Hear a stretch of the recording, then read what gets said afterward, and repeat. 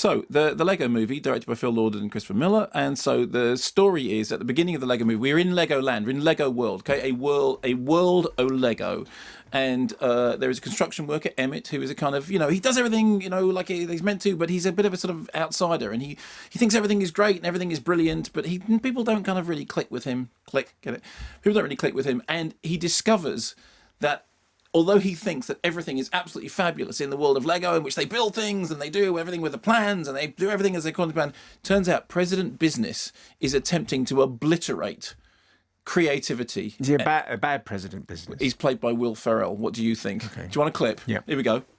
There was a prophecy Oh, now there's a prophecy. about the piece of resistance. Oh, yes. A supposed missing piece of resistance that can somehow magically disarm the Craggle. Give me a break.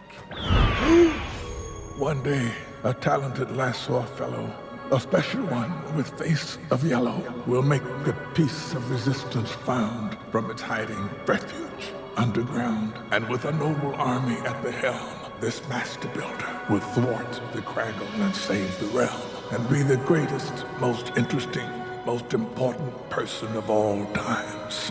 All this is true because it rhymes.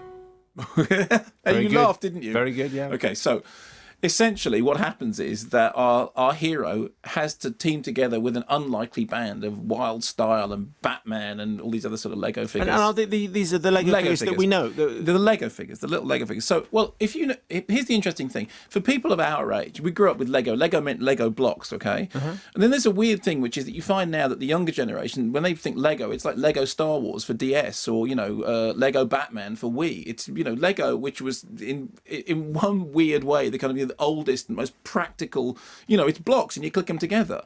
And yet they've fabulously managed to morph into the digital age. And, all those Lego stuff, Lego Harry Potter DS games, all the rest of it, are incredibly popular and actually rather good fun.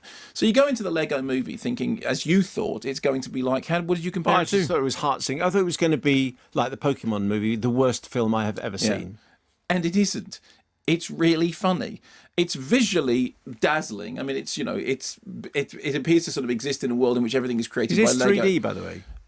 Well, yes, but it's the world itself is immersive. Is it a good 3D? To be honest with you, I wasn't even thinking about that. Can I just tell you about the film? Yeah, go on. Okay, so the world itself is sort of fully immersive, and you get these kind of undulating landscapes of Lego, which they got like the sea. They sort of dive into the sea of Lego, and things get built, and skyscrapers and all the rest of it. All this sort of stuff happens around, in Lego.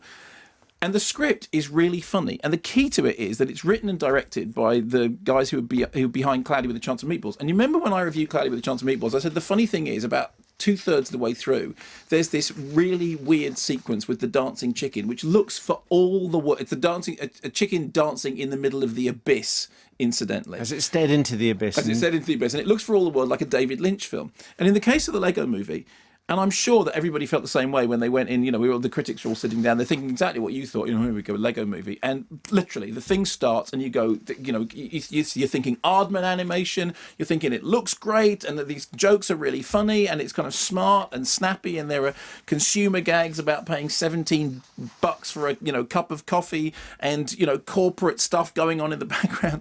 And meanwhile, there's all this dazzling visual stuff going on around you. And I promise you, 10 minutes in, everybody who was in that screening room had given up resisting. They had just given up the battle. It was a wonderful experience to see a room full of, people going in to be a bit, because obviously a film of the week, obviously it's her, Spike Jonze, very important and very serious.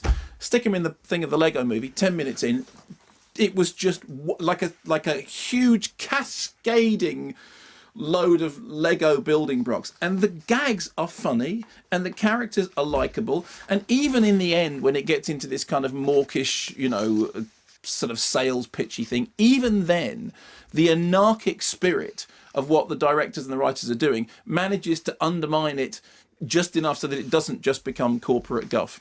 And I thought it was really funny.